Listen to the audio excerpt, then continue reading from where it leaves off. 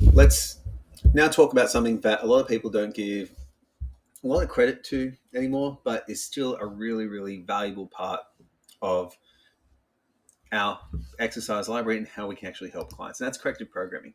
Corrective programming is super important because so many clients come to us who have injuries, so many clients come to us who have movement dysfunctions, and they're older clients and they generally need to address their corrective requirements before they go into high performance training.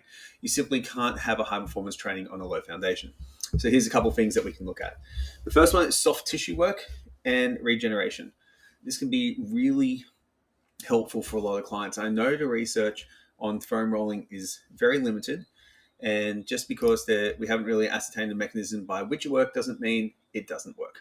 Okay, so generally most people who do a little bit of soft tissue work generally move better after doing that. So what we do is we look at it as a window of opportunity because it doesn't change tissue quality as far as we've been able to research and ascertain, but it does alter the tissue's response to load.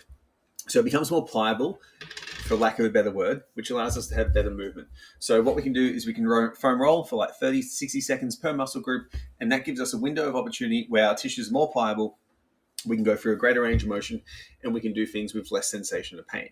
It is important for clients to understand that because a lot of people do become reliant on the foam roller and will end up rolling for 30 minutes and trying to get all their knots out, and that's not really how it works. So for implementation, 30 seconds per body part, a little bit longer if someone needs to have it on the area, like up to 60 seconds, and longer sessions should be avoided in the context of a training warm-up. 15 minutes, the client is just wasting time and not actually training. It is a window of opportunity. So consistently, not excessively. For a lot of clients, I'll get them to do it before they start their actual real warm-up into the training program. So really useful for improving movement quality, but won't alter tissue structure, and make sure they're educated to prevent over-reliance on it. Short and purposeful is key. Now from there, we go to mobility development. Of course, a lot of clients have limitations in mobility, which is going to hinder their ability to perform exercises with a proper form and range of motion.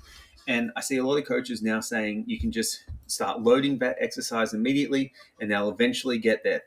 They may eventually get there, but it's not the best way to get there. So one of the key things I'm always considering is what is the fastest way to get our clients to the goal.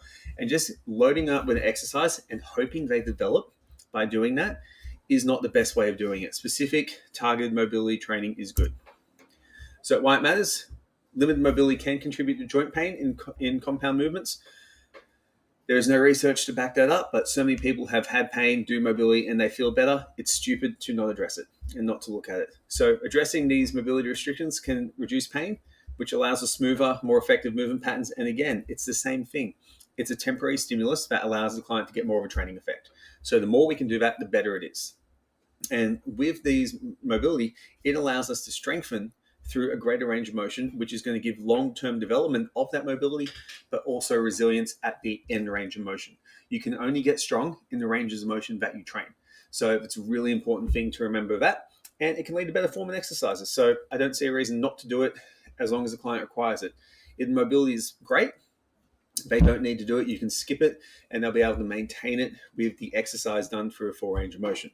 If they want to develop it further, you have to do something to develop it further.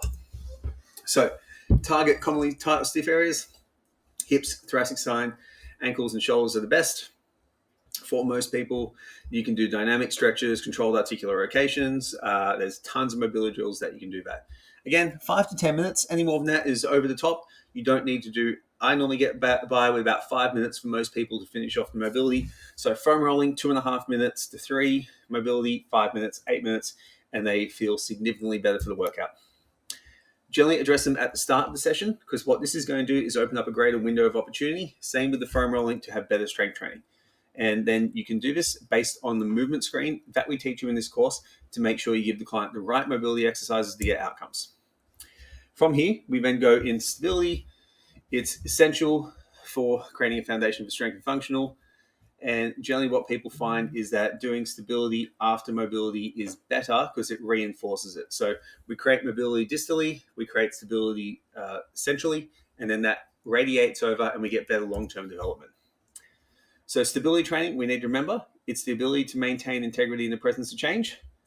So it's essential for proper movement. So we see this in a squat or a deadlift. If someone's doing a Romanian deadlift and their back rounds prematurely, they've lost stability in that range of motion at that particular segment. So stability training can really help reinforce this, which leads to better strength training outcomes.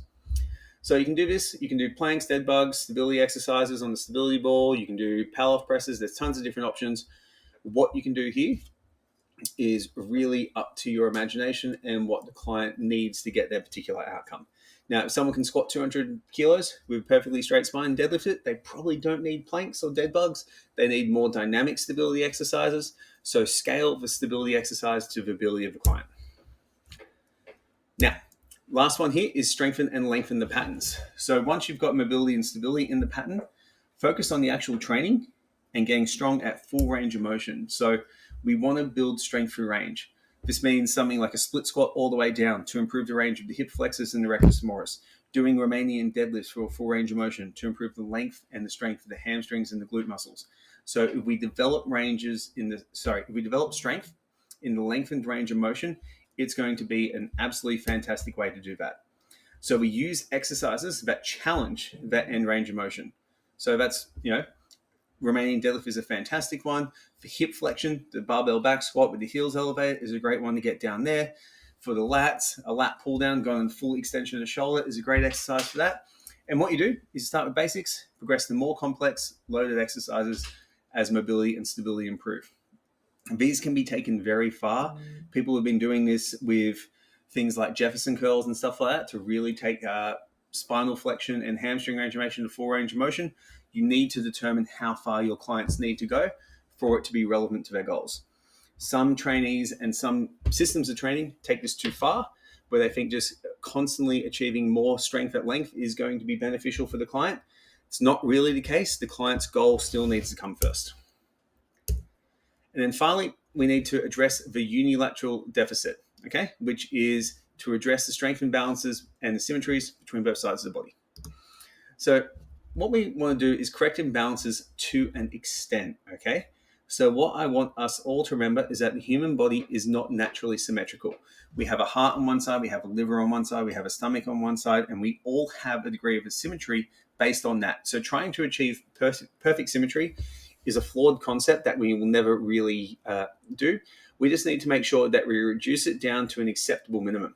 So if someone presses, say, 15 kilos in one arm and 7 kilos in the other arm, that is unacceptable in terms of the difference between those arms. So we need to strengthen it up. So for that client, doing a bilateral vertical press exercise would be a really bad option because their right side would dominate totally and their left side would get seriously undertrained. So what we want to do with this is use our exercise selection, single leg work, single arm work, etc., to make sure we iron out as much of a strength and balance as possible. And generally, I like to do 2 to 3 unilateral exercises per session. It works out well for a lot of clients. It's a really nice way to also increase the overall load that they're doing in the workout because they have to do twice as many reps to get the outcome that we need to do from the training. So it also lengthens out the session a little bit.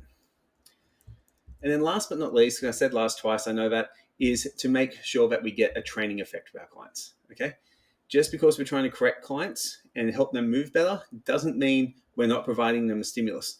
We need to do all of this within actually getting the clients the outcomes that they initially came for. A lot of clients won't come to us for corrective exercise purposes. Some will now come because they have mobility restrictions and pain that they want to address, and that's totally fine. A lot of clients will come to us because they want to build muscle and lose fat. And what we're going to find in our movement screening is that their mobility and stability deficits are going to stop them from achieving those goals. So we need to make sure that we consistently have methods of overload and tools to get a training effect to help the client get the results that they actually came for. So make sure that the exercises are challenging and can keep progressing. What a lot of clients do with corrective clients is they give them really weak, light exercises using bands and lots of correctives until everything's perfect. It doesn't need to be perfect. It just needs to be good enough to load. And as soon as it's good enough to load, you can start progressing really, really quickly and make sure these people push themselves to their maximal capacity for what they can do at that time. Everyone has the capacity to adapt to strength training and to hypertrophy muscle. So we need to make sure we do that with our clients. So our corrective programs, it's really important to correct stuff, but remember, what is the primary goal? We want to use progressive overload, maintain intensity, and get the training effect that the client came to us for. If we can combine that with corrective work and traditional strength training, we're going to get the best results for our clients, and they're going to be the most satisfied at the end of their training.